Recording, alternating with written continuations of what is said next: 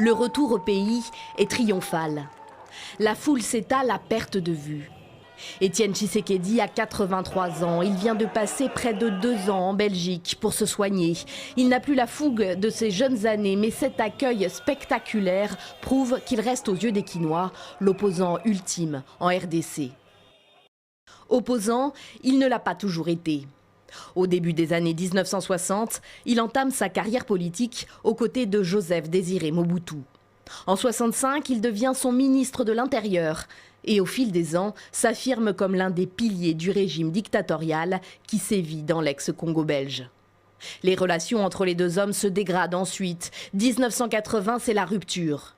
Étienne Tshisekedi dénonce les dérives du pouvoir de Kinshasa. Il prend part à la fondation du parti, l'UDPS. Son engagement dans l'opposition lui vaut d'être plusieurs fois emprisonné. Ce régime n'a jamais toléré la contradiction. Ça fait qu'il a toujours frappé avec violence tout ce qui allait à l'encontre de la volonté du dictateur. En 1996, le régime Mobutu se meurt. Le maréchal président, malade, affaibli, n'exerce plus le pouvoir. Alors que les troupes de Laurent Désiré Kabila s'approchent de Kinshasa.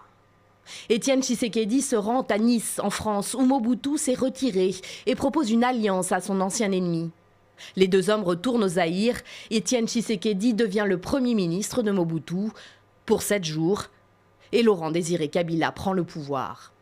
Opposant à Kabila père jusqu'à son assassinat en 2001, puis à Kabila fils, le sphinx de Limete, comme on le surnomme, boycotte la présidentielle de 2006, les premières élections libres de son pays, qui consacre Joseph Kabila comme président de la RDC. 5 ans plus tard, en 2011, il joue le jeu démocratique et fait activement campagne. Attention, réfléchissez bien quand vous irez voter. Ne mettez pas n'importe quel bulletin dans l'urne. Il faut suivre mes consignes si vous voulez que le changement arrive dans notre pays.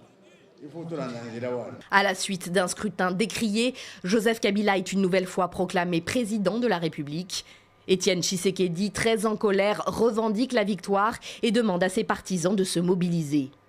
Je vous demande à vous tous de rechercher ce monsieur partout où il est dans le territoire national et de me l'amener ici vivant.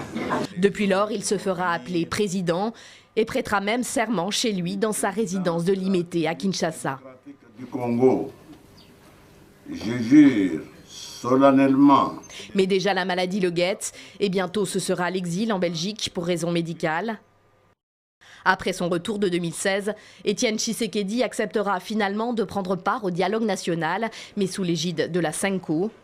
Il devait prendre la tête du conseil de suivi de l'accord politique de décembre 2016, l'accord dit de la Saint-Sylvestre, trait d'union entre l'opposition et la majorité présidentielle.